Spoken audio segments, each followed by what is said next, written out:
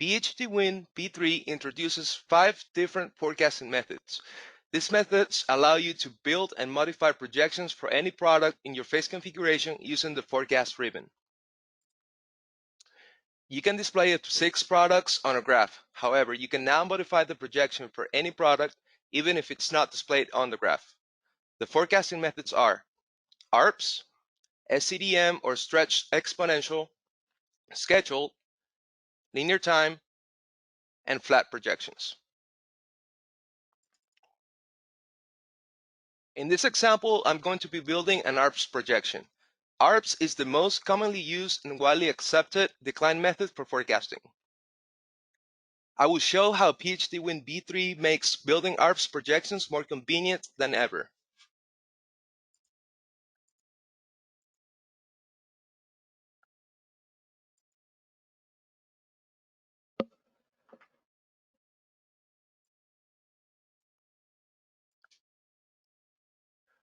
I can now toggle the B factor.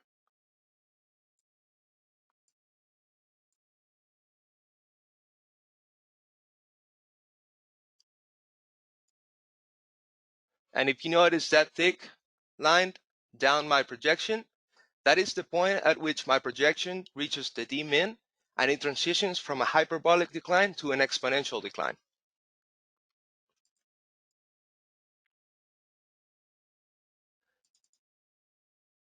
The next method is the SCDM method. SCDM is similar in theory and equations to ARPS. SCDM decline is defined as the summation of simultaneous declines in the reservoir. And I will show you how these projections can be built just as easily as ARPS can.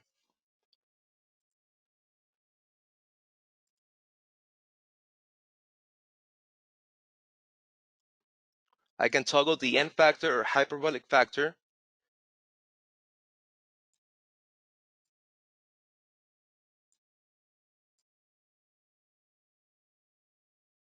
And I can gently fit my production data.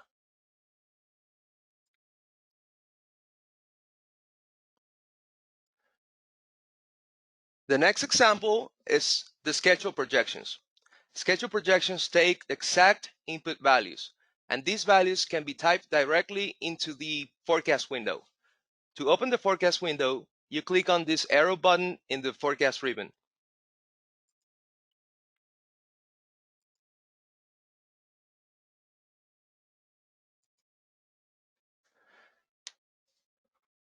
Schedule projections can be particularly useful for entering simulator data or values from a spreadsheet. And as I mentioned before, you can enter these values directly into the forecast window.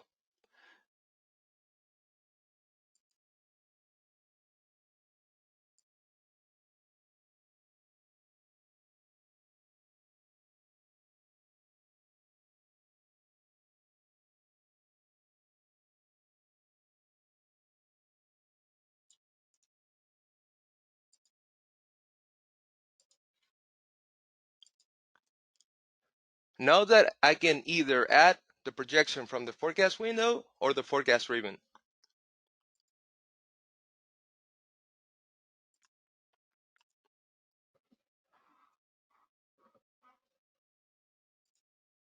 I can now go ahead and paste my spreadsheet data.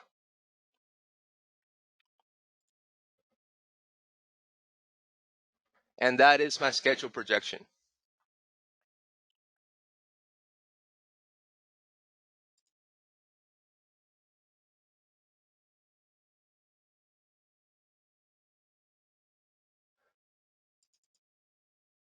The next method is linear time. Linear time is a straight line ruled by the equation y equals mx plus b. This can be used as an alternative to ARPS or SCDM for modeling a simple steadily decreasing decline.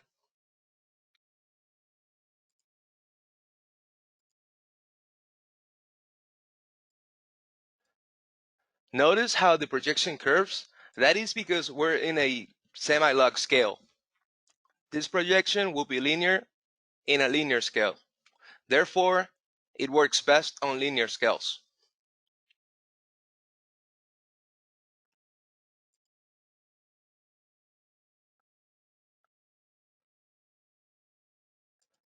The last method is the flat projection.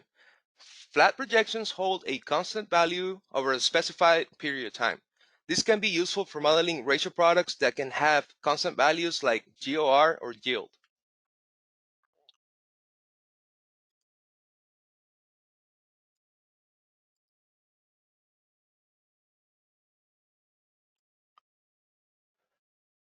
I can then go ahead and type a value directly into the forecast window or in the ribbon if you choose to do so.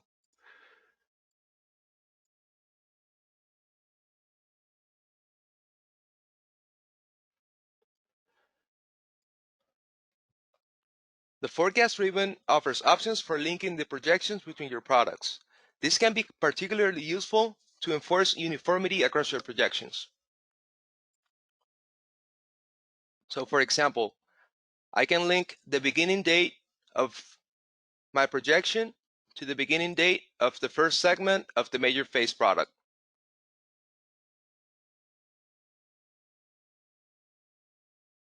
I can also log the endpoint of my projection to the endpoint of the projection of the main product.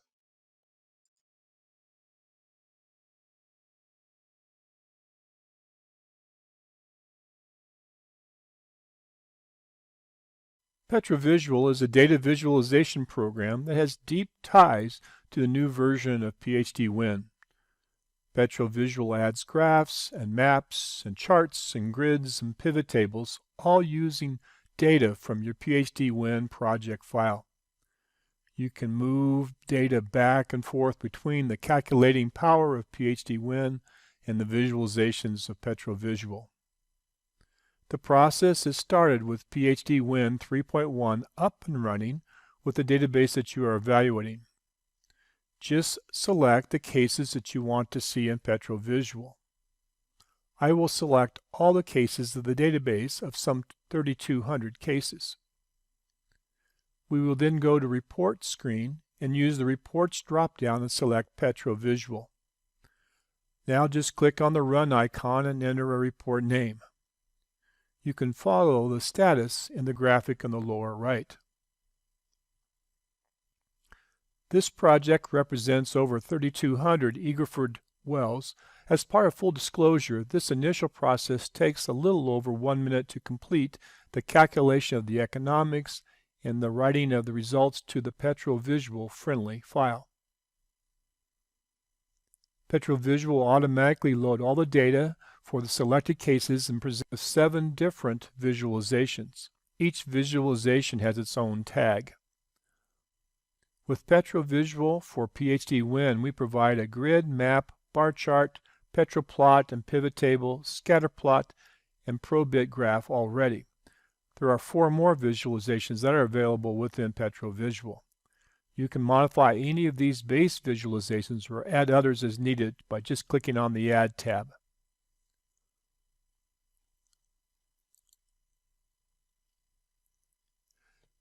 Click on the tab to open the map visualization. There will be a toolbar at the bottom of each visualization. The toolbar will change for each visualization, but there are 5 common controls for all visualizations. The first of the icons is found in the lower left and is for settings. This is where you will select data sets and set the properties of the displayed data. This is where you start for most of the PetroVisual visualizations. The second icon is for filters. The initial data is selected in PHDwin, but you might want to apply limits to the data in that visualization. The filter can be quickly turned on or off, and you can create different filters for each visualization. The third common icon is for output. This allows you to copy the visualization to clipboard, save it to different file formats, or export the object directly into Excel. The fourth common icon is for PHDwin. This is where any case selection can be sent back to PHDwin. This allows you to tag any selected cases in the active case, selected cases, or bookmark cases. And you can then jump back to PHDwin to review and possibly change the selected cases. PHDwin icon is on all the visualizations and even in the drill down windows. The fifth icon would be the last one on the right, and it's for drill down. Drill down will allow you to select data on the visualization and view details of the underlying data records into separate windows. Just click on the drill down button located in the bottom of the screen. You can then see the visualization or visualizations to view within the drill down window. Select one or more data points in the visualization. The selection data records will appear in the drill down window. The tabs allow for a quick selection of the different visualizations. You can click on the small down arrow on the Active tab to rename, duplicate, delete, and undock the window. A detached visualization has its own window and can be resized and moved to multiple monitors. You can also reorder the tabs as necessary. With this, we are ready to go. Let the fun begin.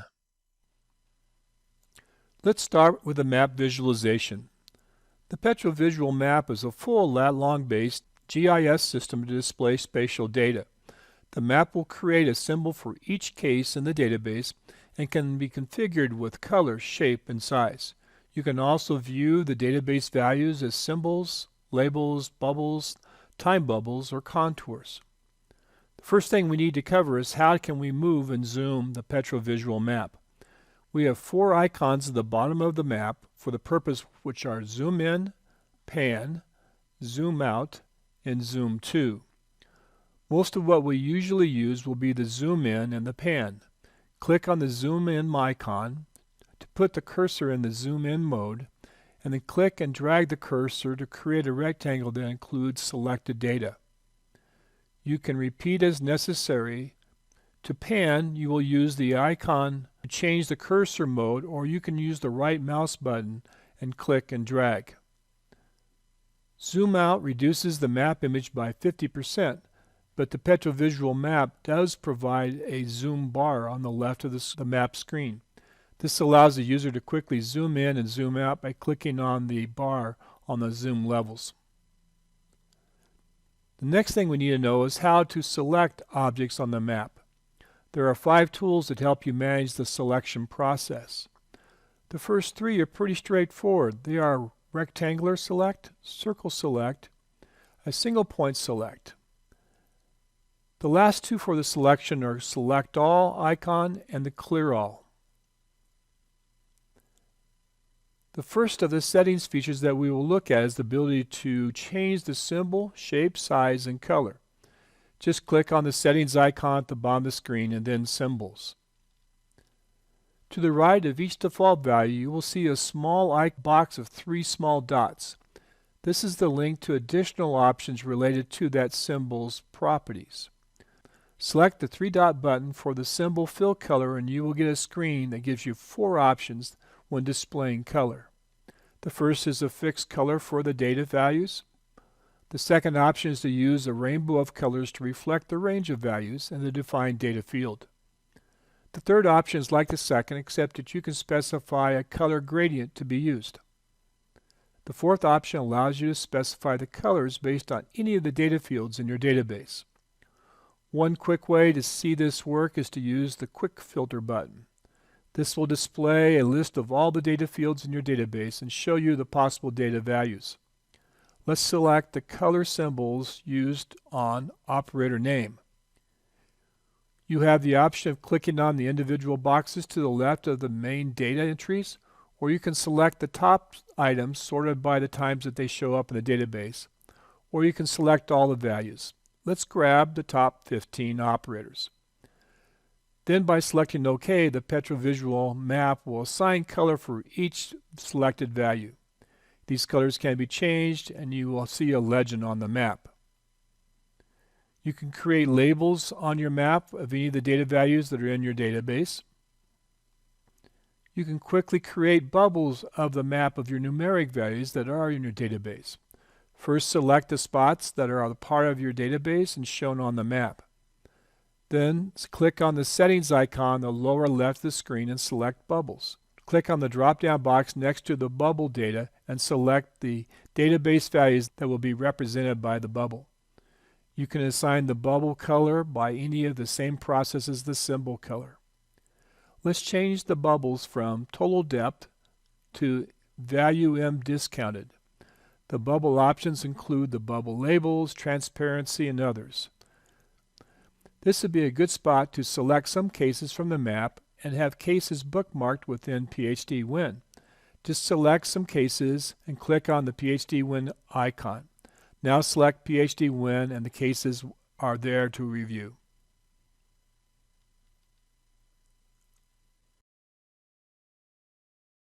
Time bubbles are like normal bubbles, except you see the bubble size change over time. You first need to select which cases you want to see, then select Settings and Time Bubbles. You will need to specify the data view and the data field.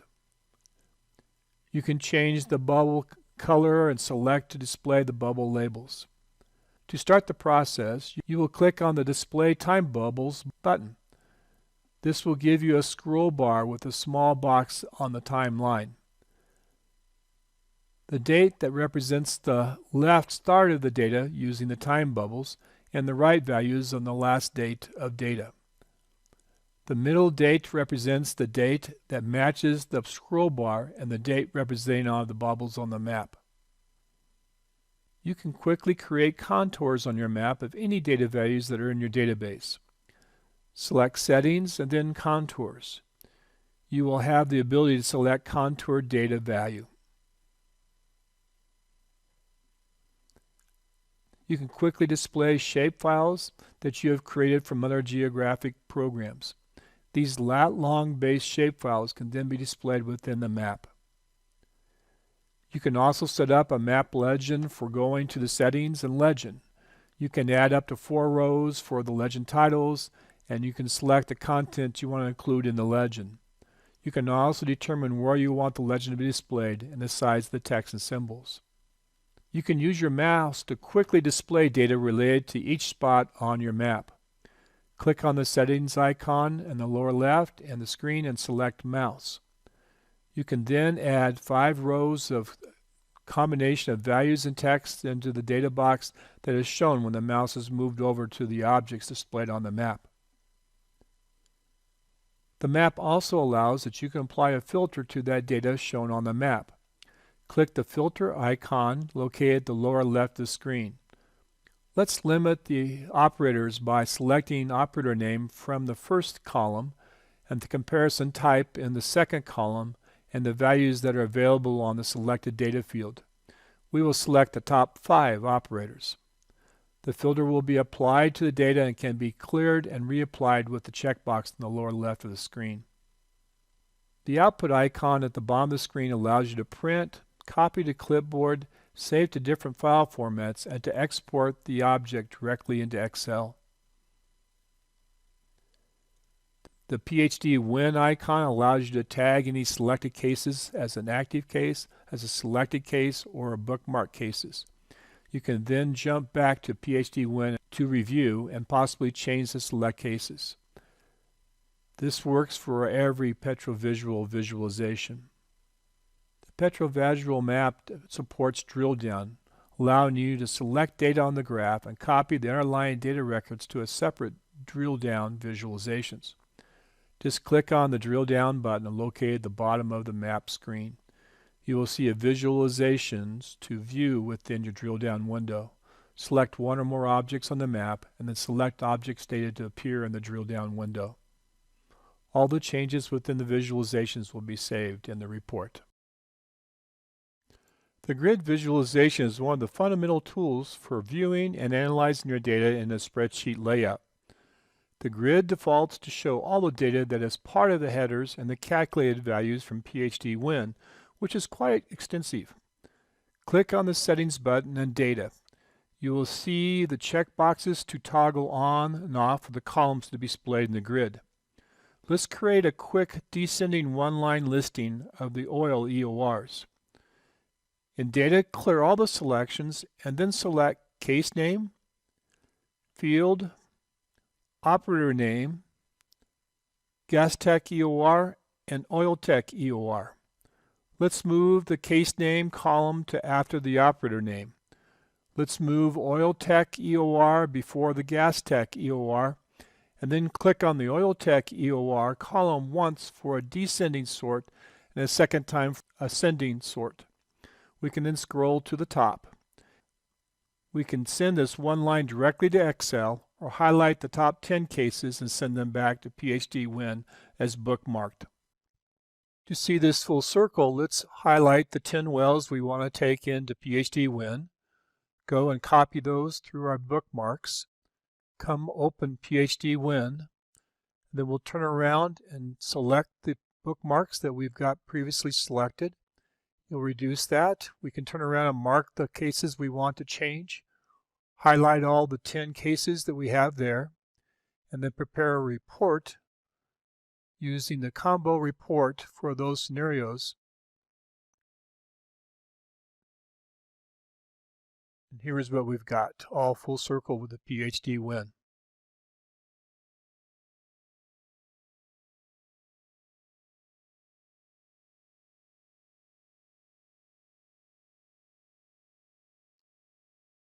Scenarios and qualifiers dramatically help to manage your data and ensure proper setup. But scenarios and qualifiers have an even more exciting benefit. Scenarios and qualifiers make sensitivities easier to run, and they are the stepping stone that makes automated sensitivities a possibility in the future. If you would like to learn more about sensitivities in V3, please check out the Sensitivity Run session on Friday presented by Jonathan Smith. PHDwin V3 supports hierarchical qualifiers. Hierarchical qualifiers support transparency and more efficient data flow. Managing costs and expenses from year to year will be a breeze, and you will have the ability to see alternative options if the primary qualifier is empty. Let's now explore inside PHDwin and show hierarchical qualifiers. Here we are in PHDwin version 3. We're going to go to Database Settings, Scenarios. We're now going to click on the Qualifiers tab. Here we have the default scenario in our project, and you'll notice that we already have all the primary qualifiers are set up, and we have one qualifier with an alternative. Let's now try to add a new qualifier to the hierarchy. We're going to first add it to prices. You'll notice that when I try to drag and drop, it does not allow me to do it. That is because we are not in single user mode. So we're going to click the Enter Single User Mode button. Now I can come and click on TRC and drag and drop it onto prices. When I do this, you'll notice that the default qualifier shifts into the alternate qualifier, and TRC becomes my new primary prices qualifier. Let's explore this one more time with the projections and see what happens when there's 3. We drop it on projections, and once again, both active and default shift, and we now have 2 alternates. So if the TRC qualifier did not have data in it, next the active qualifier would be used. And if the active qualifier did not have data in it, then it would go to the default.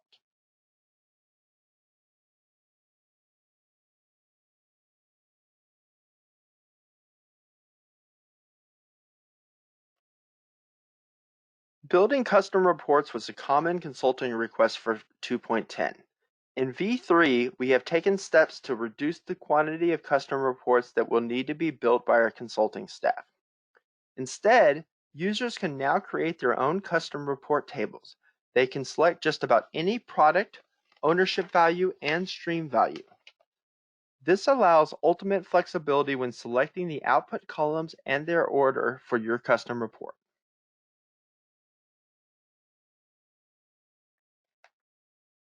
For the default reports, users now have more options to quickly get the data to their preferred source. Users can be sent directly to the printer without having to create a preview of the report.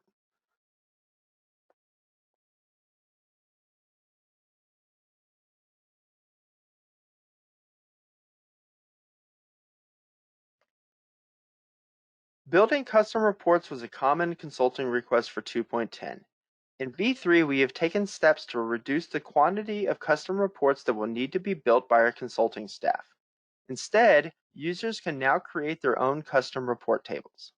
They can select just about any product, ownership value, and stream value. Let's now see how easy it is to create and manage your own report table. We're going to go to the Reports ribbon at the top and click on Report Tables. You'll notice we have 3 default tables.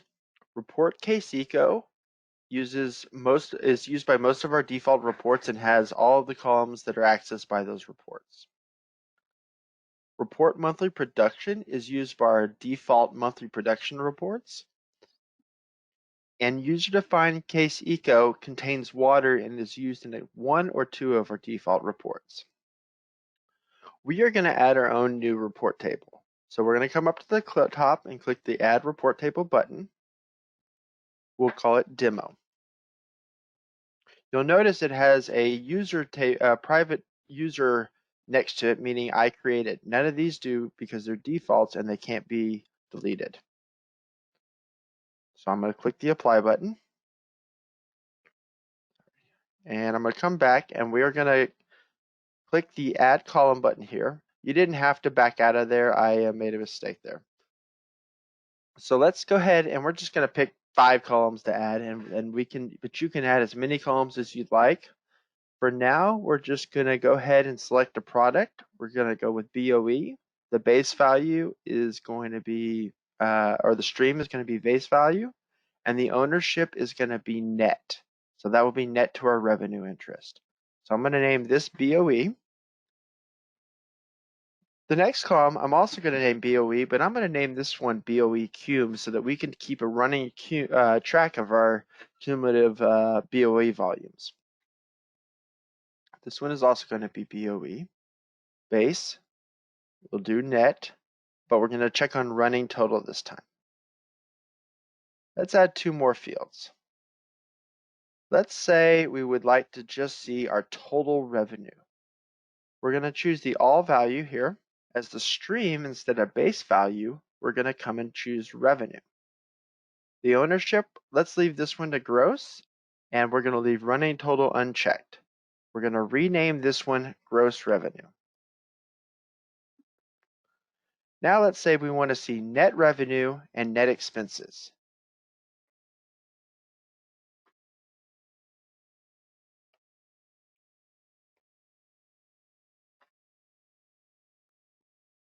So for net revenue, we're going to leave these to all, and we're going to go to the stream and choose revenue as well. But for the ownership, we're going to choose net as well.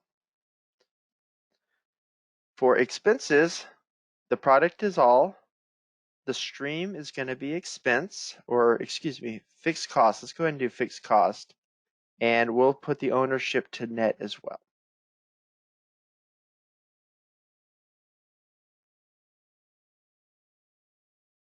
And now I can say apply, and we have created our table.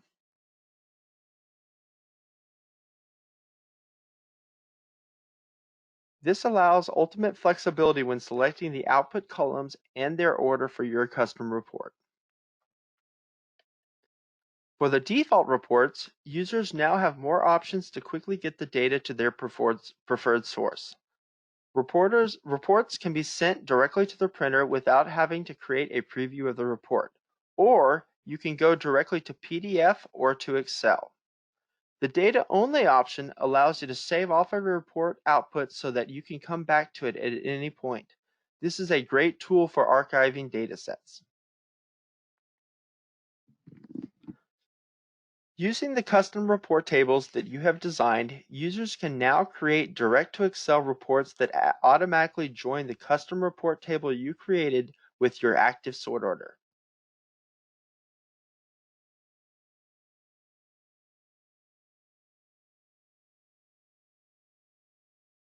I actually have something new to announce. I've been saving this announcement for this session. That's one nice thing about being the director is you get to pick the good stuff, right? And so I'm happy to announce today the launch of the PHDwin online client portal. And this is going to be for all clients. So what is this? What is the PHDwin online client portal? Well, first of all, let me just make clear before I even get into it, it is included with your support and maintenance. I'm sure as soon as y'all saw that spinning around, you're like, what are they going to charge me for this? No, no, no, no, no. This is included with your regular support and maintenance. As long as you stay on support and maintenance, you will have access to this online client portal. In fact, there's a login. If any of y'all had the beta site, y'all know that we had in the beta site like a login and a password. You'll have a login, you'll have a password, and that login will simply continue as long as you're on support and then expire whenever you go off support. What's going to be on there? It's going to be a collection of 2.10 and version 3 materials, both. So all you guys out there who are like, you know what, John, I feel like I'm probably going to stay on 2.10 for a couple years. I got something for you, okay? Just hold on a second. I'm going to show you something cool in just a minute. Also, it's going to be on there. It's a central location for account management. So if you want to request things like a W-9, or you merge with another company and you need that change of licensee form, or you just need account information like that one report we have that has all the system IDs on it, it'll be a place where you can request these things, so that way we can deliver it to you without you having to email into support or calling into sales, something along those lines. So let me start off. There's been a couple guys that have been telling me this year, Jonathan, I'm only a year or two away from retirement. I'm not going to learn version 3. Why should I even stay on support? I'll tell you the truth, that's a pretty good question. Here's your answer. Because with this client portal, we're going to put all the 210 materials in one place for the first time. That means all those training videos that were kind of all over the place, the COVID webinars, the old training materials, the YouTube videos, all those will be in a single place so that clients have access to them on the client portal. Also, it'll be a centralized place for our how-tos. Any of y'all that have called in support probably have a little library of how-tos that Dre's given you about this or that. I went and I collected them all together, and then that way y'all will be able to have the complete set. Included in there is things like my Aries conversion kit, for example. That should be there from day one.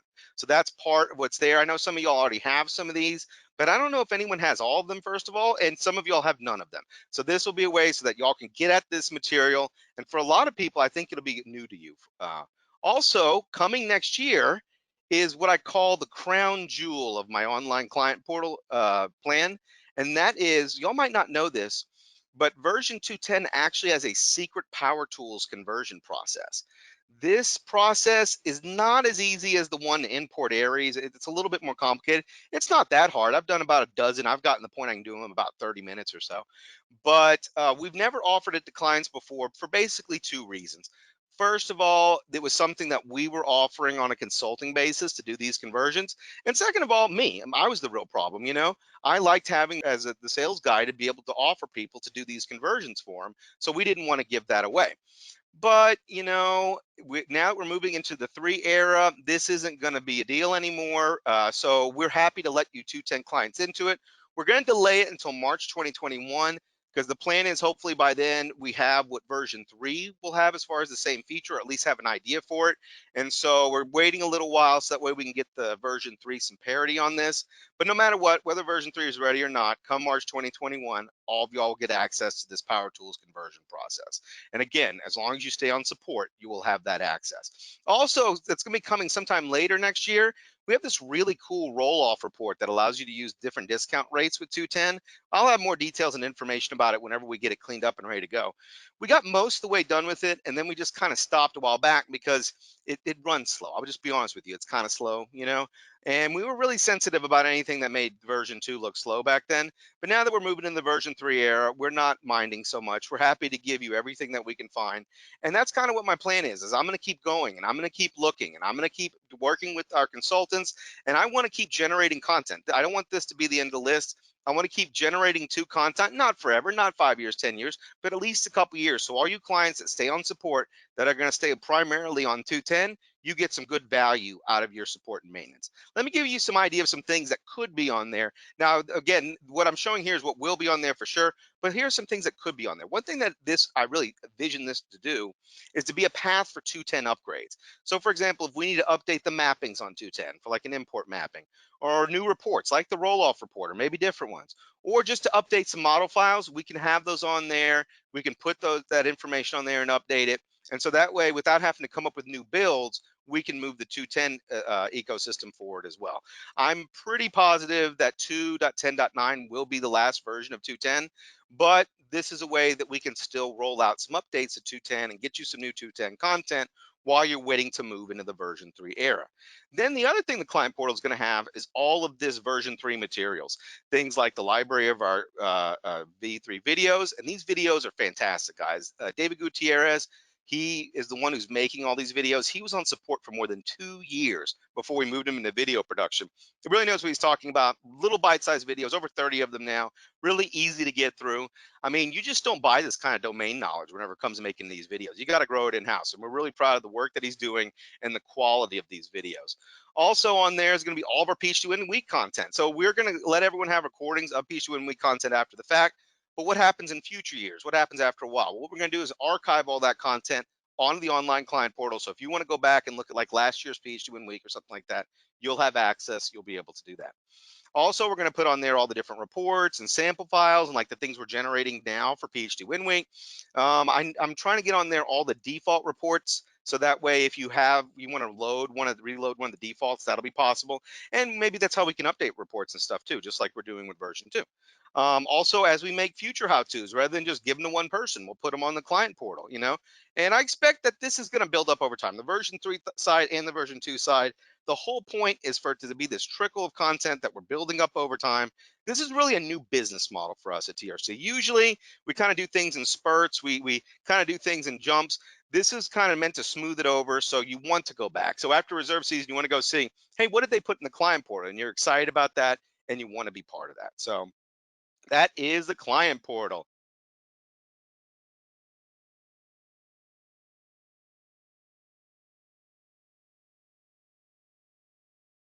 Historically, in the industry, it's been up to the user to manage qualifiers and scenarios. So if you're sitting there on your desk typing away, it's kind of your business to understand the scenarios and the qualifiers and make sure that you're structuring them in the right way.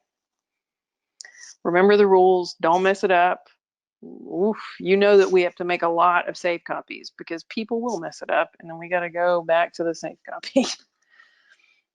What PhD version 3 has done is they have taken us from a user managed set of rules for scenarios and qualifiers and pushed us into the future to where scenarios and qualifiers are going to be process managed and users really don't have to think about it. The qualifiers in version 3 are going to be dictated by the workflow. Scenarios are going to automatically get set up based on the process that you're using. Guys, imagine there's not going to be that situation going forward where somebody messed up last year's year-end database. There's not going to be a situation where people are saving different qualifier names with or without the underscore. That's not going to happen. PhD version 3 has this ability to lock down who can mess with the scenarios. You'll see that whenever I go into scenarios and qualifiers, I have to enter single user mode. They're going to have the functionality that only DBAs or certain people can enter that single user mode. Now, if you are a small shop like me, I got like 22 technicians working for me on consulting right now. I'm probably going to let everybody, be able to get in here and enter single user mode and make edits to their scenarios and qualifiers. But imagine if you were Moida Garcia, a great at Seneca Resources, and there was just a huge asset team full of, reservoir engineers, geologists, geophysicists, technicians. There's production, there's optimization, capital planning, the reserves group. Imagine if you had a database administrator that set up everybody's scenarios and qualifiers. Now, let me see if I can get out of here without making a change. Of course I can. Imagine if you're at that big shop, each individual that's working could have their own scenario that's like their play area where they do their forecasts, where they put in their prices or inputs and they do their own sensitivity analysis. But then we could have qualifiers and scenarios set up for specific processes.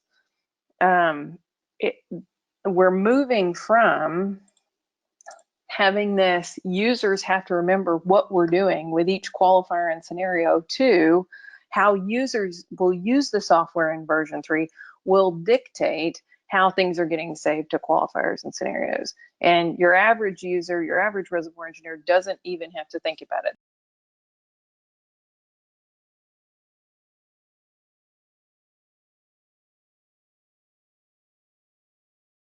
One example is an issue that everybody struggles with, and that's how to generate a type curve for future wells and for use in economics. And type curves are required for a number of reasons. They can be used for in reserves. If you have a new field that you're going to develop and you have an analog field, you can take a type curve from the analog field in order to determine the economics of the new field. A lot of things we can do with type curves. My experience is you've got to be very careful on how you generate a type curve and what you do with it. The one thing that you know about a type curve, it does not actually represent any single well in the field that you've generated from. It's normally a conglomeration of a bunch of time data from a bunch of different fields. So you got to be very careful on how you use these things and how you generate these things. In PHDwin, we have the Normalized Well option, and this is what we use to assist with generating a type curve. But again, you always have to be careful how you use these things. With this plot, I like to consider it, this is almost a textbook case. You have all your wells, the gray curves, the number of wells is this curve right here, which is saying that we have 100, 110, almost over 100 wells available in order to generate this type curve. The green curve here is the type curve, or a normalized curve, shall we say, that's generated by PHDwin. And if you look at it, this is a well-behaved field. All the wells are operating very similarly, and the normalized well actually does appear to be right in the middle of all the wells. So if you have something like this, then no matter how much experience you have, this is easy to generate. Problem comes down to is when you have something like this. You don't have a massive number of wells, and they're all over the place. And as you can see, when you generate a normalized curve, it's not in the middle, it's not anywhere, it's kind of jumping around. How do you use this as a type curve? What do you do with this kind of situation for a type curve?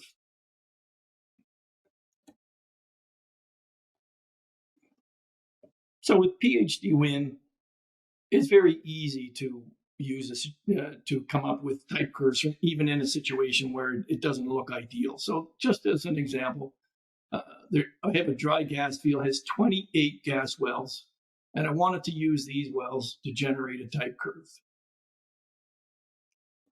So the wells themselves had variable amounts of production history, with the maximum being up to 8 years of production history. And it was all daily data, so there's a lot of data with this field. So the well data was imported into PHDwin, and an ARPS DCA was performed to a final rate of 10 MCF per day to determine the technical EUR, and a minimum decline factor of 5%. So basically what that says is every analysis was a multi-segment DCA in the form of a modified hyperbolic model, which means we had the hyperbolic model, which went into an exponential model at late time. So every well was analyzed similarly, so there was no attempt to bias anything. The data preparation, QC, import into PHDwin, analysis, and forecast of all 28 of these wells took less than 2 hours. That's impressive. That shows the ease of using PHDwin. And once all this data is entered, then there's a lot of things we can do with it. So we have the information in PHDwin. How do we actually generate a type curve? Or first off, the normalized curve. So in PHDwin, under the add, you can add a non-economic case, which is a normalized curve. From there, you choose, do you want to do it from start of production or peak production? If you want to actually model a buildup, like if all wells have typical buildup to a peak rate, then what you would want to do is you want to do a normalized curve from the start of production. So the resulting curve will actually include the buildup to a peak and then the decline. Then you have to determine, do you want it just to the end of history or end of production, or do you want the technical EUR? So do you want to do the life of the well, which means that once you have a normalized curve or a type curve, it's good for the whole life of the well. So once that's done, you choose which wells you want to generate the normalized production curve or type curve, the normalized curve for, and then you compile it, and you end up with this kind of situation. Again, not nice data because all the wells are all over the place, and the resulting normalized data seems to be on the high side. So what do we do with that? So first thing we do, we extract the normalized data from the information, and we have a nice curve. It shows, as you can see, this included the buildup, so we have a buildup and then a decline for the normalized well. But the question is, should the normalized well be used as a type curve? And if you take a look in the trend, it looks optimistic.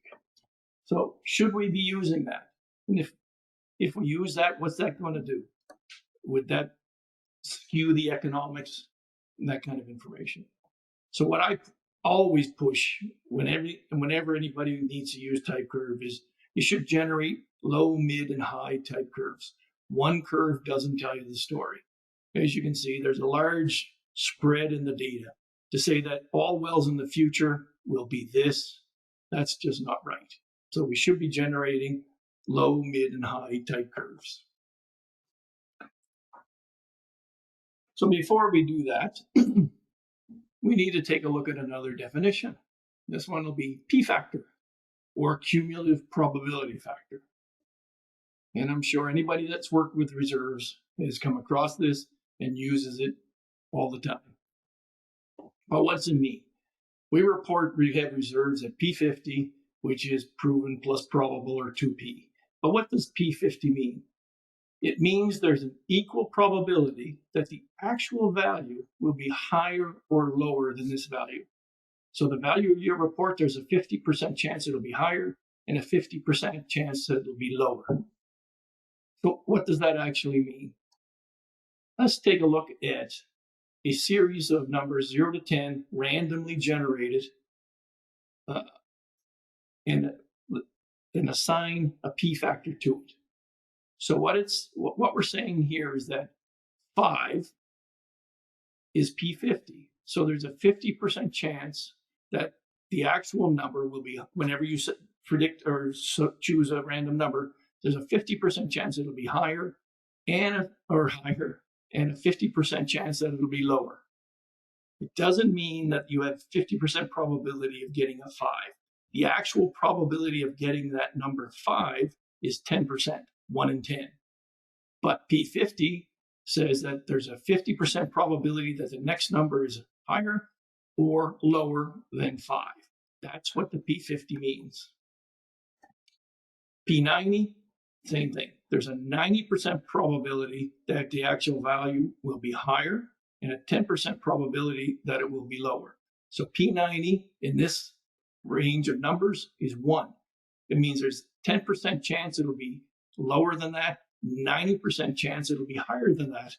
And that's what in reserves, that's what we would call proven, or 1P level.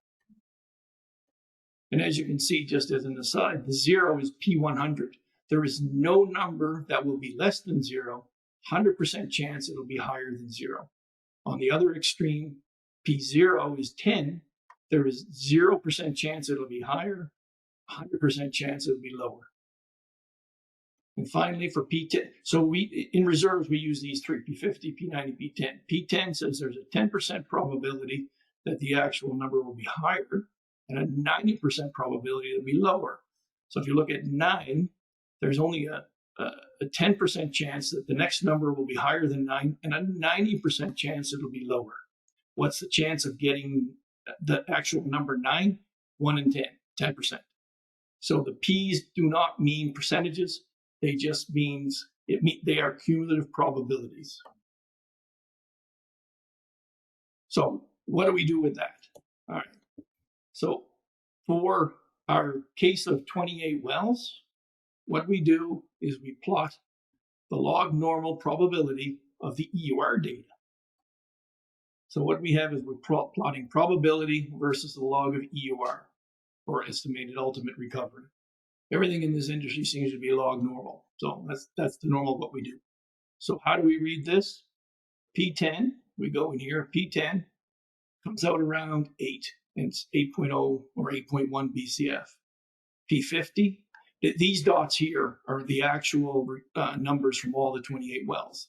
So P50 is around 2 or 1.9, and P90 is around 0.5 or 0.458 BCF.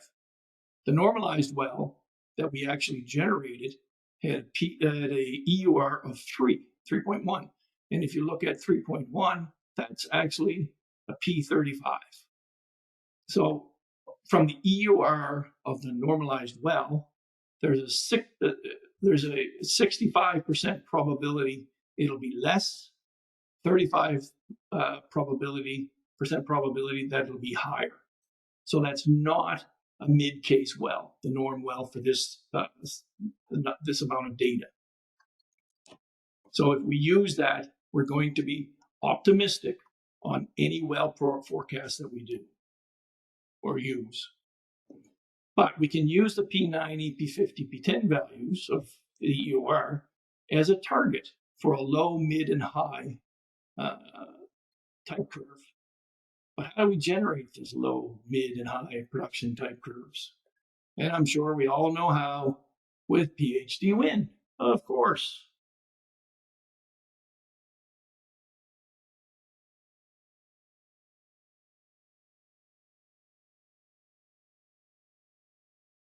So let's see some of those things in PHDwin.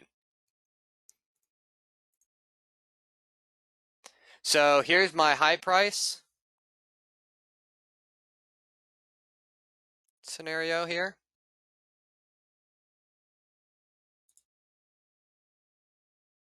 And maybe this one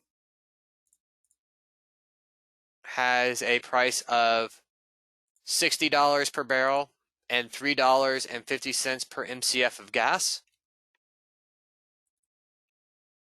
And if I go to the group case, you can see that we have these cases all included inside of a group economic limit, and we have that fixed cost. If I go to my mid-price scenario, we have the same costs, we have the same ownership values, but what is different here is on the individual cases, we have a different price option. So now it's $2.50 for gas and $50 for oil. And then our low price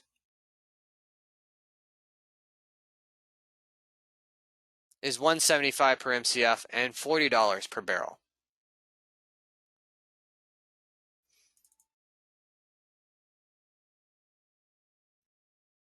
Now, as I mentioned in my presentation, I did link these up in the scenario window, so they do have all the same settings. I could always come back in and I could remove these linkings if I want and save these settings to the database and break those links. So depending on how you want to set that up, I personally like the linking because it makes it easier for the overall setup of the scenarios, but it's up to you. So now I can go through, and if I wanted to, I can compile the group case, and we're on the low scenario right now, the low price scenario, and I can see January or February the 1st of 2027 is the end date there. If I go to the mid price scenario,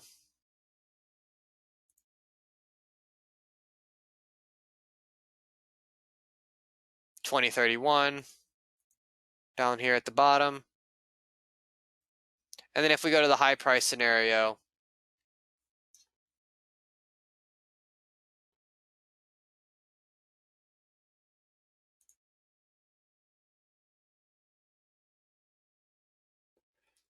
$20.34. So it very quickly I could also run reports on these and do that sensitivity analysis, see the economic benefit and extension that we have from small changes in the overall price for your products. As I mentioned, you might also want to evaluate maybe an expansion project. Add some new wells into your group and see what happens to the economics. So here I have a scenario where I have the normalized curve that was built off all of our oil cases. So if I go to that normalized curve here,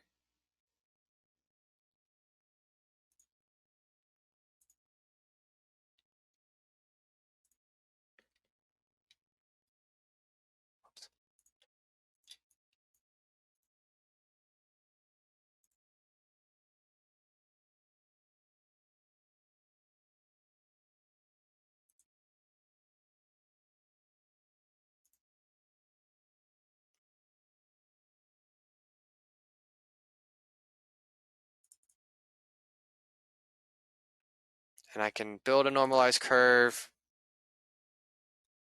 on a new set of wells. And you can see here we have the constituent projections from all the individual wells. And then I built a projection through the normalized data on those cases. So here we can see that normalized line right there and the normalized line right there. And I built projections over those. And then I used our prospect option to build a series of prospects where I added them to a new project, and I used that normalized curve as an example.